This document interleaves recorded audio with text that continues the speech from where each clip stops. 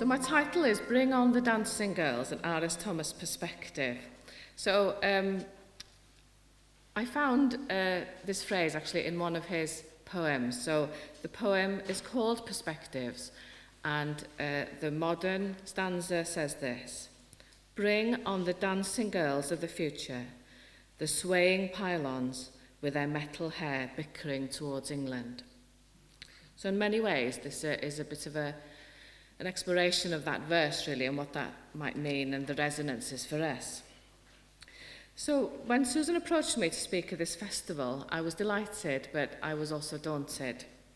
So I'm not an R.S. Thomas scholar, and my field is practical and contextual theology and feminist theology. So I'm not entirely sure what R.S. Thomas would have made of those fields of study. But I'm going to use a practical theology method, actually, as a way of looking at R.S. Thomas's work and his relevance for church and society today. So the method is called critical conversation, and it's appeared in a book that James here edited, and in a chapter written by Mark and my doctoral supervisor, Stephen Patterson. And it's just an excuse, really, because I feel very concerned, because I'm going to be bringing some of my poetry into conversation with R.S. Thomas, which feels very scary, but also feels a bit rude, really. But in critical conversation, you bring in your own voice in with other voices. So that's my justification for bringing in my voice. And it's all I have, really. All that we have uniquely is who we are, isn't it? So that's all I can bring, really, to the table and to your conference on R.S. Thomas. So critical conversation is actually a three-way conversation normally. It's a conversation between ourselves, between what we're looking at, and the theological tradition, and other voices that we want to bring in as well. So I'm sort of adapting this idea, really, as I said, so that I can feel some justification for bringing my own voice into this conversation. So I'm using this conversational idea, really, to further my argument in this talk that the wrestling of Thomas with technology, time, and identity are as important, if not more, for us now than they even were for him in his time when he was writing. So I like the phrase dancing girls of the future because it's allowed me to bring, to play with the idea of what women's voices bring into R.S. Thomas's work as well as my own experience. And the phrase also reveals a strand of ideas that I hadn't really looked at before in R.S. Thomas's work, which you will have looked at before, but that's of technology, science, and change. So I've really welcomed this opportunity to look at some of those aspects of his work, especially. So as I said, I'm bringing myself into this conversation, and I do that as a female priest. I do that as somebody who is from this peninsula, and I do that as somebody who would often see R.S. striding across the Maes in Pwllheli as a schoolgirl. He was very tall and confident, and as a teenager, I would feel that he was a very intimidating figure. But, I am a teenager. We all know that journalists found him intimidating, so there's no wonder that I did as well. And full disclosure, I also write poetry, which isn't bad, but it's nothing compared to the poetry of R.S. Thomas. So I do feel some impostership about that at a festival about the great man himself. But in my defence, I'm also the poetry editor of Practical Theology, which is a journal devoted to practical theology. But even though I've got that exalted title, I have to say that my approach to poetry is a bit like my approach to wine. I know what I like, but I can't necessarily explain why. But I do feel with R.S. Thomas's work, though, a really strong affinity, maybe because of my background here and because of being a priest, and it gives me an easy window into his work. So as I said, I'm going to be looking at identity, technology, and time, and by engaging really with the living tradition of the poet-priest, particularly looking at word and sacrament, both which are very present in his writing. So I hope that these different perspectives will help illuminate R.S. Thomas's writings from a different angle, and that we can gain some slightly left field insights into his work. So first of all, I'm going to look at the idea of new identities within the poet-priest tradition. So the first dancing girl from the future I'm going to bring on is myself.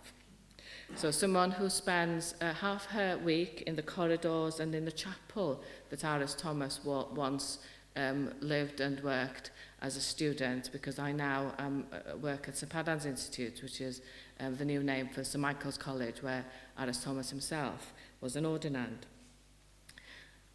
I do that as someone who remembers her friends going along to CND meetings with him and finding him a very, very friendly and warm person, despite the image. Now, several years ago, I wrote a poem about what it means for me coming from Penllyn, and I can't think of a better way, really, of explaining what it means to me or what it feels like for me than in metaphor. It may seem obvious to say this, but the importance of poetry is that we can explore truths from a different and a more experimental angle. We can reflect on, and more importantly, play with issues, people and places. And I think this in itself brings further insight and knowledge, particularly to the person who writes the poetry. This is certainly true of Thomas, of course, but in any case, this is what being a Penllyn girl means to me. So I'll read the poem out, and it's on your handout. Penllyn. We cling to our corner, always aware we live on an edge. No one on earth like us, with our shifting white and silver light on slate, gorse and fern, and the sea with its song, its danger. We try to leave, though we know nothing matters but creating soil and returning dust. Now, I'm sure you can hear the echoes, can't you, on style of Thomas in this. And when I wrote it, of course, I wouldn't have done that consciously. For those of us who have lived, and especially have been brought up by the sea, the rhythms are very formative for us. I grew up in one of the so-called captain's houses in Nevin, and my parents still live there. And the matter all around us, the granite of Arail, the gorse and the fern of the headlands, the rising and falling of the sea, is all part of our embodied existence too. And we know who we are, we understand what our role is and the part we play in our communities and families, and that we are who we are because of our relationships.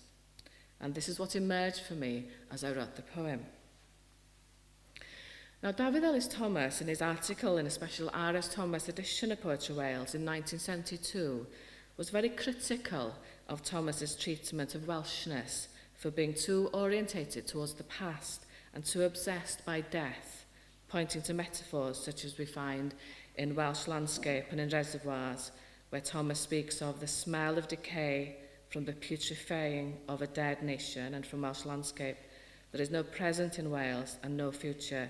There is only the past, brittle with relics. However, I don't find in Thomas's work myself a simple looking back or a historical approach.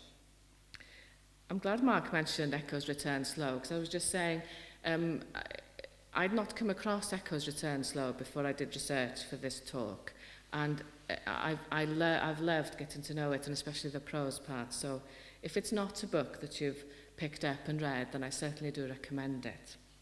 But in Echoes Return Slow, he's even critical of this tendency in pastoral work, not just his, but in pastoral work generally. And he says that he would have wanted to see the cure of souls in a different way than simply visiting of the sick and listening to elderly people's stories. And he said this about ministry to older people. And this was his frustration, really. So when one should be leading them on to peer into the future, one is drawn back by them into the past. And for those of us who are parish priests, we know this, don't we? The tendency to have to listen and listen and listen to stories, which if you're in a good mood, you love, because you love the fact that this is another human being and they're telling you their story. But on the other hand, if you're feeling a bit grumpy and tired, then you're hearing the same story again and again, and it can be quite frustrating. But looking back from 2022, from the confidence of the Senedd and the world of Gareth Bale, the Stereophonics and Michael Sheen, I see R.S. Thomas's work more positively than David Ellis Thomas does in the 70s. A gloomy and negative self-portrayal isn't as fatal as it once could have been. And maybe his words are a warning for the future we are living in, a future which has turned out differently, thank goodness. Death is also part of life, and maybe we can read back into some of these poems an anger and a call to rebirth, rather than an acquiescence about the decline of the Welsh language and of Welsh identity, which was possibly what Ellis Thomas was concerned about as an implication. In any case, as someone who's grown up in this part of the world, this imagery of death and life seems to be very much embedded in my own experience, which is why it has played a part in my own writing as well. I don't use metaphors consciously, and perhaps that's why I don't have huge success as a writer. I'm not working away at it. But metaphors, for me, emerge. And the circle of death and life seems to be something that helps us understand Thomas's work and Welsh identity more positively as insider critique and as ultimately as about life as much as about death. The imagery of life and death as part of life on Penllyn has appeared in some of my other poems too, and again, not consciously, they've just emerged.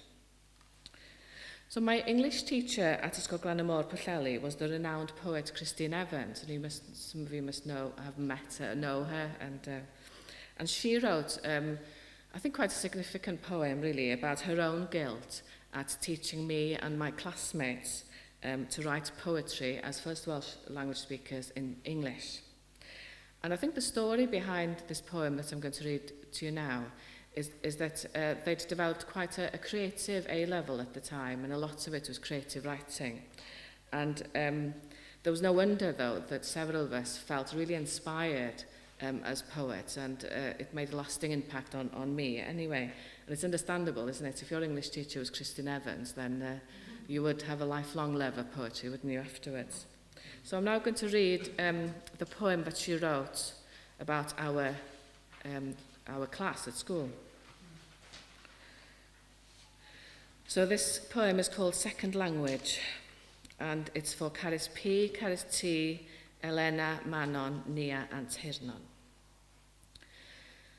I watch their faces rise to meet me from the green depths of a culture older than I can fathom. They glide as if weighted by dreams or water through my lessons, taking notes, assiduously handing in assignments in good time, browsing gravely through all the books I offer, thanking me. And all the time I feel I could be beguiling Selkie people to the land, to the bright amnesiac desert air, where I burn off my life without blossoming.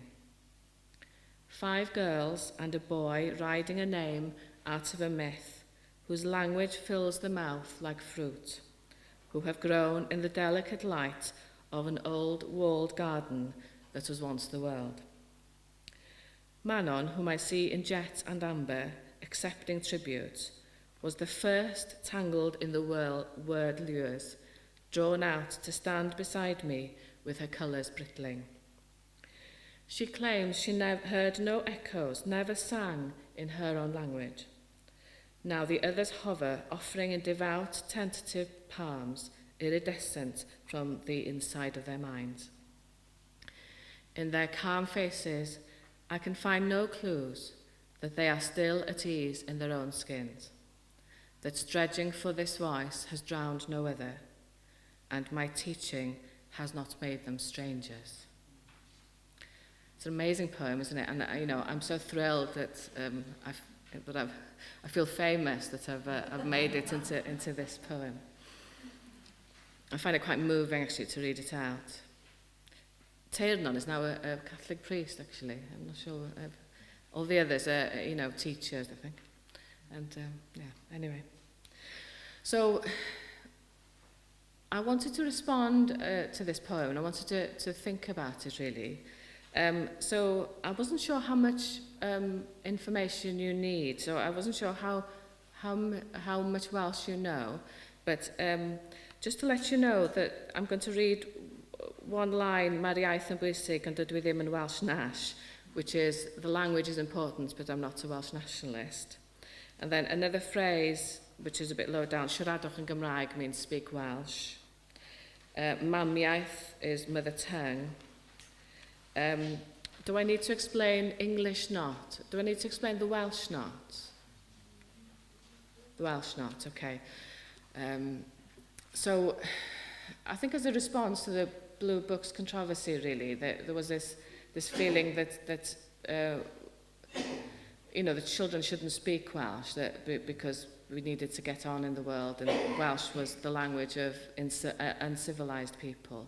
So the education system at the time had this thing that they put around people's necks with Welsh not on it, and each time you spoke Welsh, this was put around your neck, and then the last child of the day who had the Welsh knot was beaten. Does anybody else have a better explanation? There are probably dates and things that I should give out, but anybody want to chip in about the Welsh knot? If you had the Welsh knot as the child, you then had to catch somebody else with the Welsh and pass it on. So you made quislings of... Yes. Yes, yes, those were the things. There's one you can see in Bangor in the Story Album, Museum and Art Gallery. It was found under the floorboards in the local school, and it's hanging there with an explanation. And it's huge and heavy. It was like a real punishment, real burden on the child, who then had to snitch on someone else to get rid of it. Yeah. So that... I don't think it was ever Westminster policy, was it? Welsh knots at all. It was more a local thing, as you say, to try and get people to improve themselves by speaking English as well. So kind of an internal colonisation kind of thing, isn't it? Yeah. Michael, do you want to... Just my great-grandmother was thinking under that system. She was at school in Swansea area. And that's one of the main reasons I decided to learn to speak Welsh. Wasn't there an incident where Neil Kinnock raised in Parliament that a child, because they were forbidden from speaking Welsh, they had to say everything in English, including asking to go to the toilet, and this little boy wet himself because he didn't know the words. There's a lot of that. Because of course, you know, children wouldn't, you know, we're bilingual now because we watch you know, I'll probably learnt English, even though my home as well, through watching television and things, but then the children would not have been able to speak English, would they? Yeah.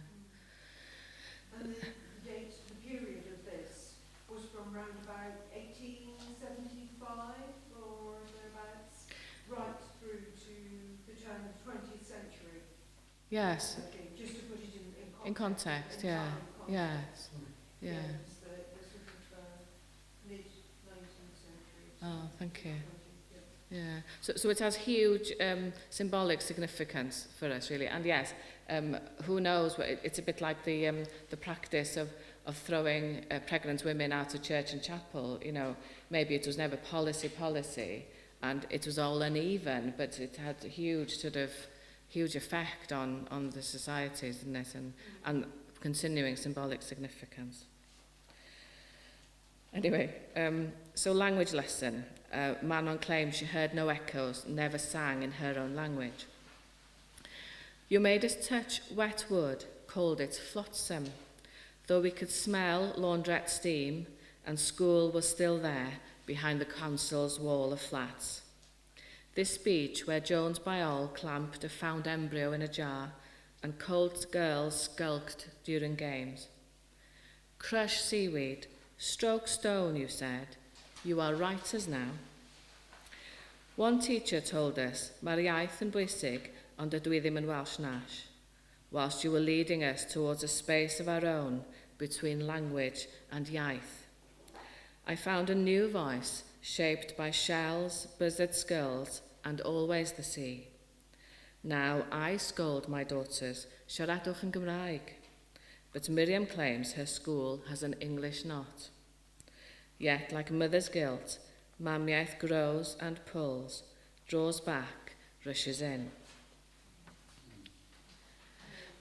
So this poem went through several drafts, and I couldn't really... I had this idea for a poem. It was very slow to emerge. But good friends of mine like Kim Moore and John Fraser-Williams helped me with drafts. But the poem came on leaps and bounds for me when I sent an early version in to Poetry Wales, and Zoe Schoolding, who was editor of Poetry Wales at the time, encouraged me to use a lot of Welsh in the poem for its eventual publication. So I still feel mixed about reading that now after having talked about the Welsh Not, but it's about a different world, isn't it, from the world of Christine Evans and R.S. Thomas. It's the world of the growth of Welsh medium schools and parents from monoglot English homes being aspirational and sending their children there to become fluent in Welsh. But speaking Welsh there isn't cool. And my daughter Miriam would tell me that they would bribe in her Welsh medium, because she was, fluent in Welsh, still is. For my daughter Miriam, they would bribe them with iPods to get them to speak Welsh on the playground and that kind of thing. And they would take away privileges if they were heard speaking English on the playground. I'd also fine her £1 from her if she was using too many English words. So this is a different world now, isn't it, from the world of the Welsh Not. But having said that, I feel very guilty for only writing poetry in English, despite Welsh being my first language and my mother tongue. But I don't know, I think in comparison to R.S. Thomas talking about Welshness, I think when you're a woman writing about Welshness, this brings a slightly, I'm from a slightly different era, this brings yet another different perspective into it, really. Because for women in my generation, and I think Tony was almost getting there, weren't you, when you were introducing me, that living with guilt is normal. Juggling all the kinds of different responsibilities is normal, but it's exhausting, and you never feel that you do a good enough job. Guilt is something that you learn to live with. So, as a Generation X person writing slightly later, there's no wonder that these themes of motherhood and guilt are coming into my sort of unconscious and coming out in my work. So do you think that this, having it all, women juggling careers and family life, does it seem from a different age than that of R.S. Thomas? Well, let's think about that for a while. When I was invited a couple of years ago to preach at an R.S. Thomas and MELG Society service, we wondered at the time, what would he have thought about women priests? Because Hilary and I, we did a double act, and Hilary presided and I preached. We probably thought that he wouldn't have been keen. Now, some of you may have known about his views about women priests at the time. I don't really know. But we inferred from the famous events, about, the stories of him burning his cassock at the end of his ministry, his complaints in Neb about all the changes happening in church life, that the church was becoming too modern in its liturgy, becoming too ecumenical. We've inferred from those sorts of discussions that maybe he might not have been so keen about women priests. But, I think even if he hadn't been then, I think if he was alive now, he would have been. So anyway. So even if we think of him as belonging to a tradition of priests who are socially and liturgically conservative and theologically liberal, my reading of his life, especially thinking of his support for his wife Elsie and her own career as an artist, makes me question whether he was that socially conservative at all. So I want to argue, actually, that Thomas had a progressive and a philosophical attitude towards the key questions of the day. Not just science, but also identity. This is in contrast to the stereotype that he was reactionary as well as grumpy, and a bit of a Luddite in his thinking about scientific progress. So his own autobiography, Neb, as well as Wyn Thomas's book, Serial Obsessive, and Christopher Morgan's R.S. Thomas Identity, Environment and Deity, however, portray a man who is sophisticated in his thinking about identity, interested in newer ideas about the self that emerged in the last century, and modern, even postmodern, in his approach. Mark, you were talking about the importance of spiritual biography for him. So I think that this was the journey that he was taking. So my next dancing girl of the future is the poet-priest Rachel Mann. And in many ways, I think she embodies today's Anglican poet-priest tradition. She is gay, trans, and disabled, and is a writer. She writes novels as well as poetry. She's written one novel. But it's her memoir that I'm going to turn to now. And in many ways, I think this memoir is more radical, really, than her poetry, in that it consciously queers the tradition and challenges us to look at God from the point of view of other identities, including her own. And she wrote this in dazzling darkness. For God not only is not afraid to love the different, but may be discovered in the different. And if God was in me, a trans, lesbian, disabled, chronically ill person, then she metaphorically was all of these things too. In asserting this metaphorical reality, which has so often been lost and ignored, God is found and freed and can be set free. This queering of the image of God frightens so many, but God has always been bigger, freer, and more capable of embracing difference than our safe human categories usually allow. If we are all bearers of the image of God, then we make fools of ourselves when we try to make that image overly determined and safe.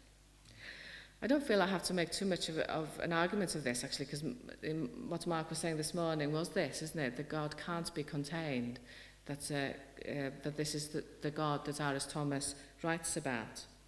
So I would say that where is his tradition continuing? I would say in works like this. And my argument is that this is a tradition, the queering of identity, that he would be entirely comfortable with, despite the stereotype and assumptions. The God that man speaks of is certainly the fast God that we see in Thomas's work, the God who cannot be contained and is beyond description or comprehension, the God beyond our imaginings, but in whose image we, in our infinite variety, have been created. So I'm now going to move on to a section about the Word, so a minister of the Word.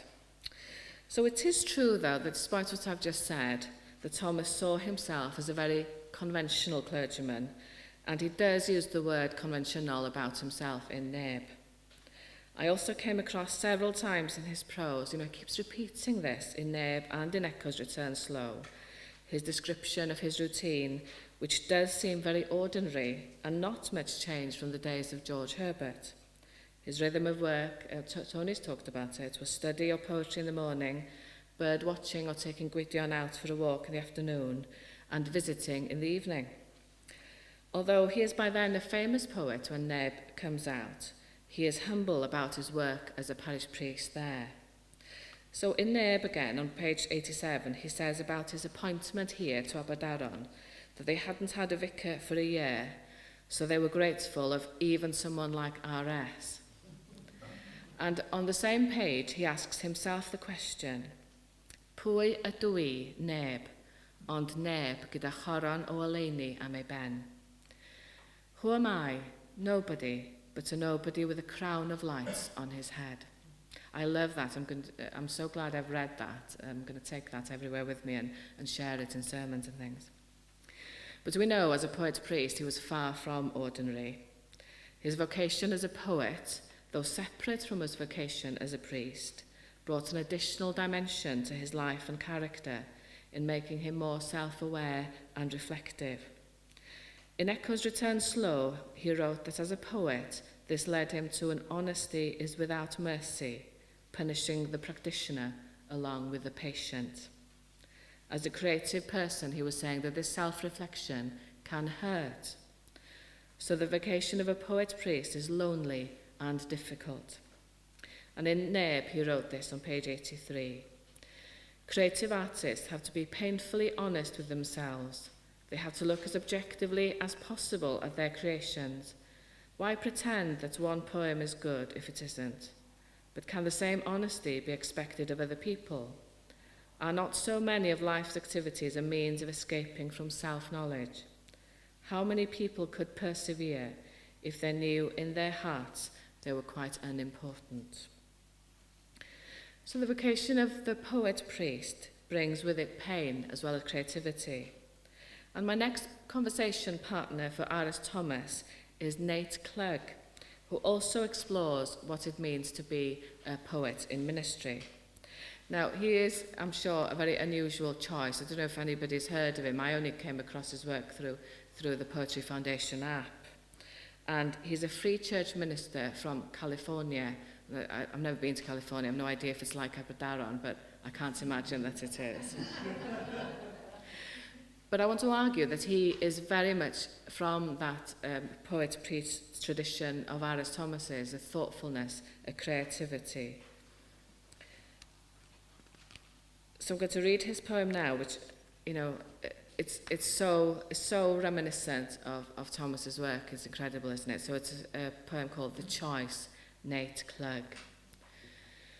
To stand sometime outside my faith, to steady it, caught and squirming on a stick, up to mind's inviting light, and name it for all its faults and facets, or keep waiting to be claimed in it. I think we could tell that R.S. Thomas didn't actually write it because the cadences are not quite the same, but honestly it's so resonant, isn't it, with the themes of R.S. Thomas. And I quite like it because it reminded me of, you know, the Manon poem about R.S. Thomas. She says this about him, didn't she? Others were given doubters to pull the word from its crib by the hair and hold it in the night light like a moth beating in the palm. It's all, more or less the same metaphor, isn't it? But it's not this poem that I want to look at from Clegg's work, really, but a blog that he wrote about his vocation as a poet and a minister. And these are Clegg's words. I don't think I've reproduced them, but I've given you the link if you want to go and find them for yourselves. So he says this: poetry and ministry. The need to construct a boundary between these two callings was burned into my brain years ago. In order to make room for the chance of a poem to say yes to its remote possibility, poets have to say no to all sorts of more acceptable activities. For me, this has meant, on a few occasions, turning down a family of grieving strangers over the phone in order to sit at home on a Wednesday afternoon by myself, my dog staring up at me quizzically as if even she wondered about my priorities. Most importantly, there's always been a theological tension between poetry and ministry in my mind. To put it plainly, I'm not certain that the two practices serve the same deity.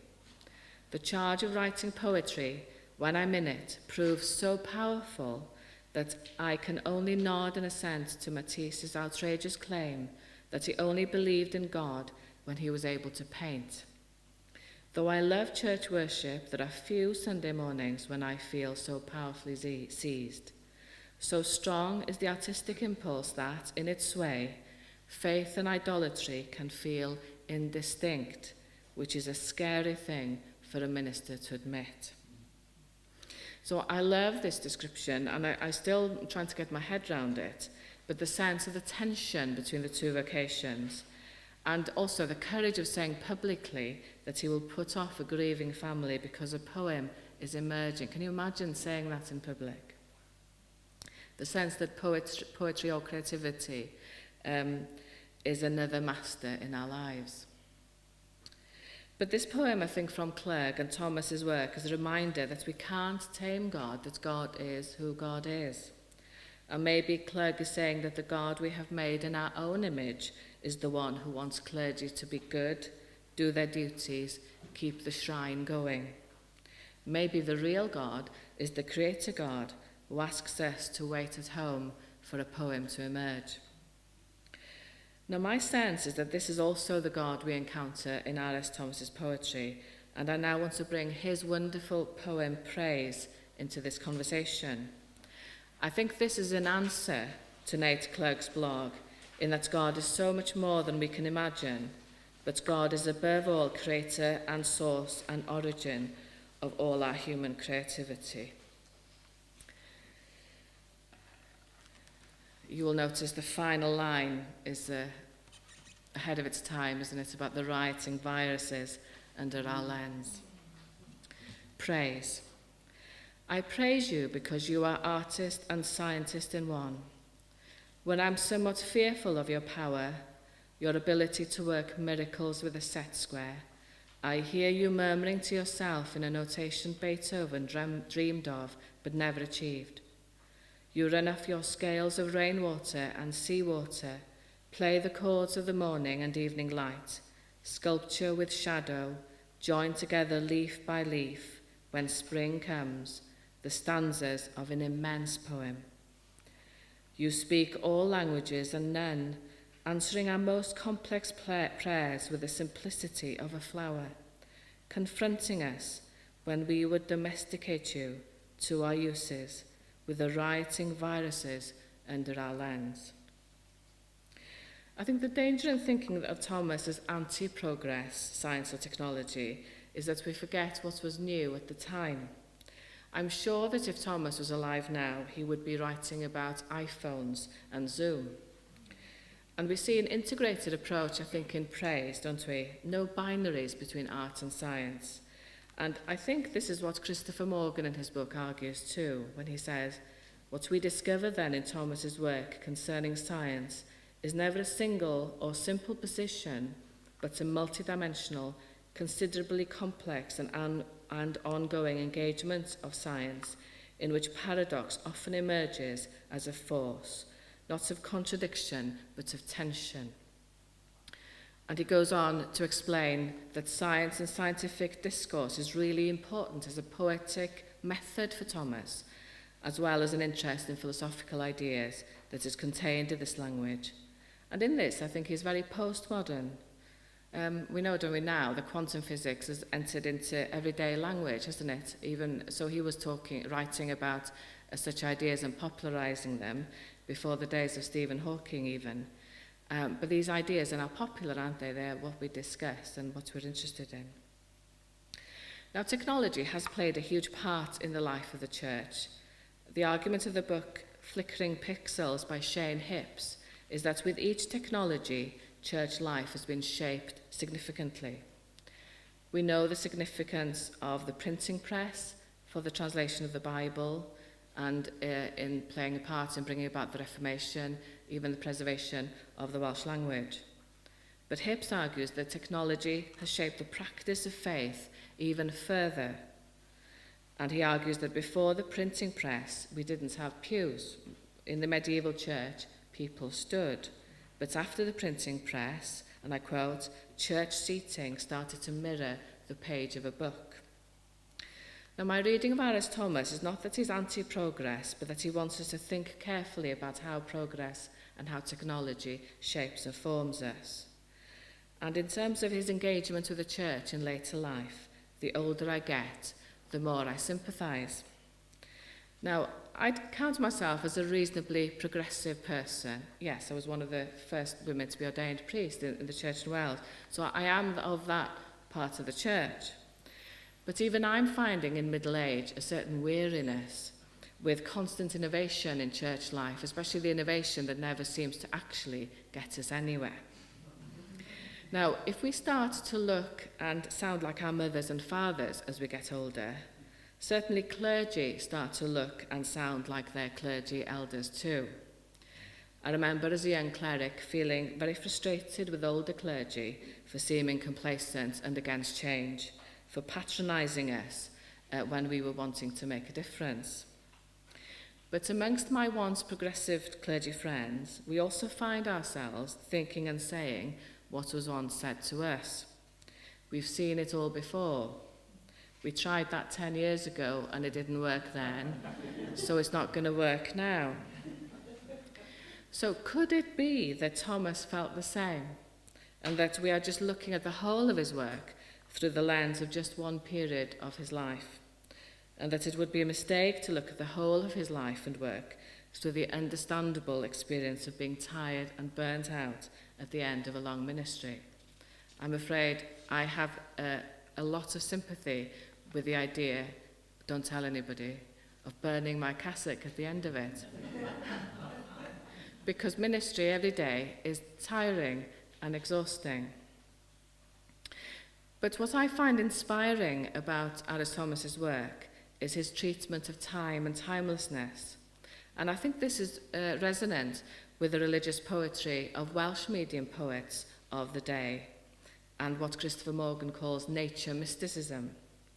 Though I think, to be honest, that that's not a great phrase for that, because it seems too esoteric for me and disembodied, because I think the tradition is actually very earthed and very visceral.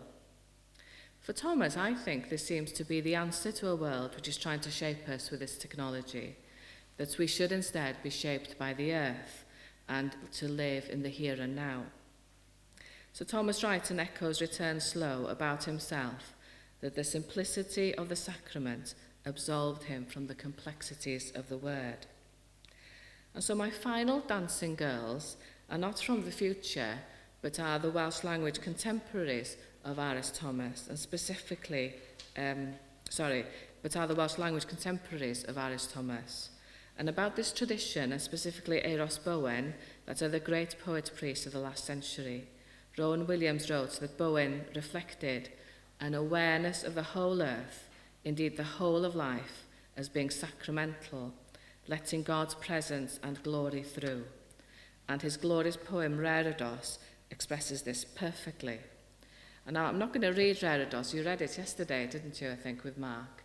And I have to thank Mark for introducing me to the work of Euros Bowen. Isn't that terrible that as a first language Welsh speaker, I hadn't come across his work, so I was really grateful. And Mark's given me some of his books as well in Welsh, so I'm not going to read Reredos, but when we look at Reredos and then compare it to Aris Thomas's work, it does feel from the same tradition, doesn't it? It seems from the same kind of awareness, really. And according to the autobiography Neb, Euros Bowen said to Thomas when he was agonising over his Welsh identity that this was proof that Thomas was a Welshman because he had commented to Bowen that the light fell differently on the Arenig than it did at Manon. And Euros Bowen said, that proves it. You don't agonise, you are Welsh because you've noticed the difference in the light.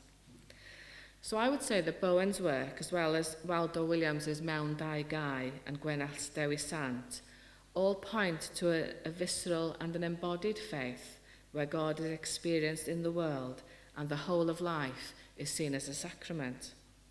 And this tradition is well expressed by Aris Thomas's The Bright Field, with its warning for us to live in the moment. Now I know you know The Bright Field, but it's my favourite poem, so I am going to read it. But you want me to read it, don't you? Because it's a brilliant poem.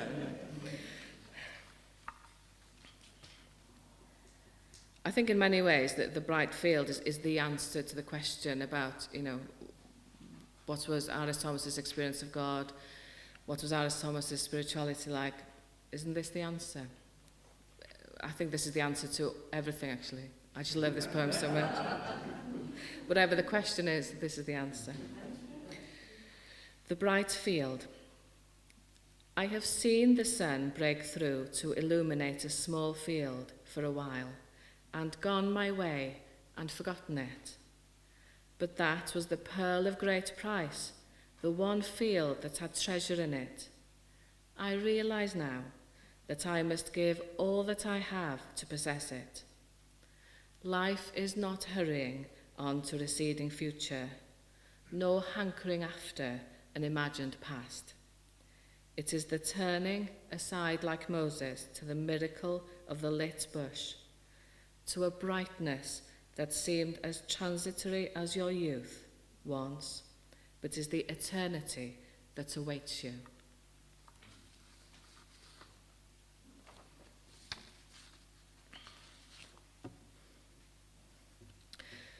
So in this paper, I brought several voices into conversation with the poetry and prose of Aris Thomas. Looking at it through the lens of the tradition of the poet-priest, we see that this tradition of which R.S. Thomas is an important example, continues to inspire and challenge us to both love our environment and critique our society. My feeling is that R.S. Thomas would have welcomed the diversity of voices, especially the new perspectives brought to his concerns of faith, the way time and technology shapes us, from poets, priests, and other religious poets of all kinds of gender, identities, and sexualities. His work serves as a warning. Technology changes us. We need to be aware of this, and the environment was in danger in R.S. Thomas's time and is still in danger now. So I don't find Thomas to be as anti-technology as his detractors would suggest. He reminds us at the end of Neb of the dangers of deforestation, drones, and nuclear bombs. So looking at his work from the postmodern future, I would say that he was ahead of his time. And we need voices today that not only call us to appreciate the experience of the divine in everyday experience, but to be, in Oscar Romero's wonderful phrase, God's microphone, speaking against injustice. The poem Perspectives, the poem that I've taken my title from, ends with the modern era. And I think we can interpret one stanza in this way as a challenge for us now to critique and be aware of the changes happening in our world and how they shape us and how they damage us. And so the last word but one goes to R.S. Thomas. Such the autumn of a people, whose spring is it sleeps in a glass bulb, ready to astonish us with its brilliance. That's us now. We need to be brilliant. So if R.S. Thomas himself was painfully aware of his own inadequacies as a writer, what hope is there for us? But even if we don't share his talent, we can share his passion for the created world and for safeguarding it for the future.